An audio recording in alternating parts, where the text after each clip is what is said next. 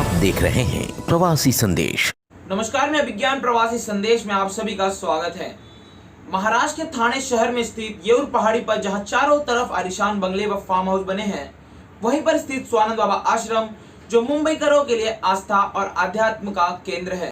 ठाणे से Borivali national park को जोड़ने वाले इस जंगली रास्ते पर ब्रह्मलीन स्वानंद बाबा का आश्रम है, जहां बाबा जी ने अपने जीवन की आखिरी दिनों में साधना की थी। मुंबई समेत ठाणे, पालघर व महाराष्ट्र के कई अन्य शहरों से श्रद्धालु यहां विभिन्न पर्वों पर आध्यात्मिक ऊर्जा प्राप्त करने आते हैं। आइए जानते हैं स्वानंद बाबा के बारे में। आखिर वो थे कौन और कैसा रहा उनका आध्यात्मिक सफर। उत्तर प्रदेश के जौनपुर जिला स्थित सिंगरामऊ क्षेत्र के भूला गांव के मूल निवासी स्वानंद बाबा का जन्म 1918 में मिश्रा परिवार में हुआ था। गृहस्थ जीवन में आप राजनारायण मिश्र के नाम से जाने जाते थे। गृहस्थ जीवन से विरक्त होकर उन्होंने 1963 में घर बार छोड़ दिया।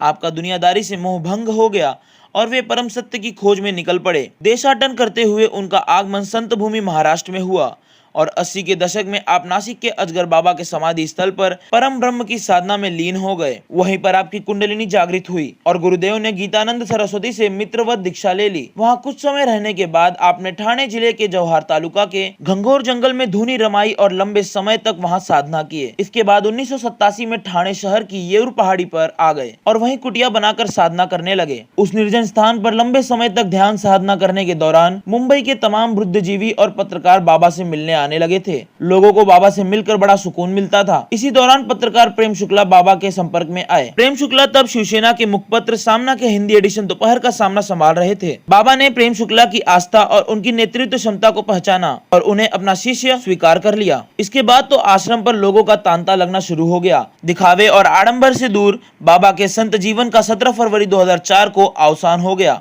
आश्रम में बाबा की समाधि से पूर्व ठाणे के दादोजी कोंडदेव स्टेडियम में विशाल कार्यक्रम रखा गया, जिसकी गूंज पूरे देश में गई। बाबा के समाधि उत्सव के बाद आश्रम पर न सिर्फ श्रद्धालुओं का आवागमन बढ़ गया, बल्कि आश्रम ने एक तीर्थ का रूप धारण कर लिया। इस साल की महाशिवरात्रि पर प्रवासी संदेश टीम ने स्वानंद तीर्थ का अवलोकन किया और वहां के कुछ दृश्यों को कैमरे में कैद किया है। हम चाहते हैं आप भी वहां की भव्यता से रूबरू।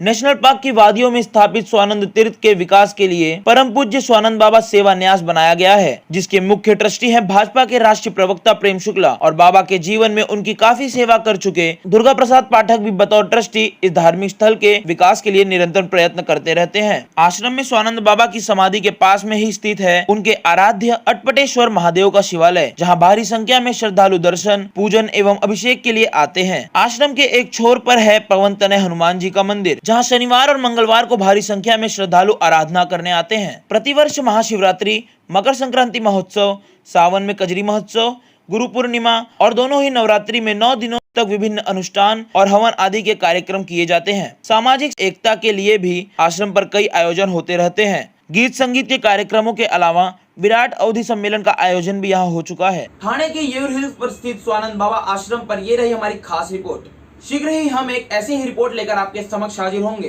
तब तक के लिए आपसे विदा चाहेंगे।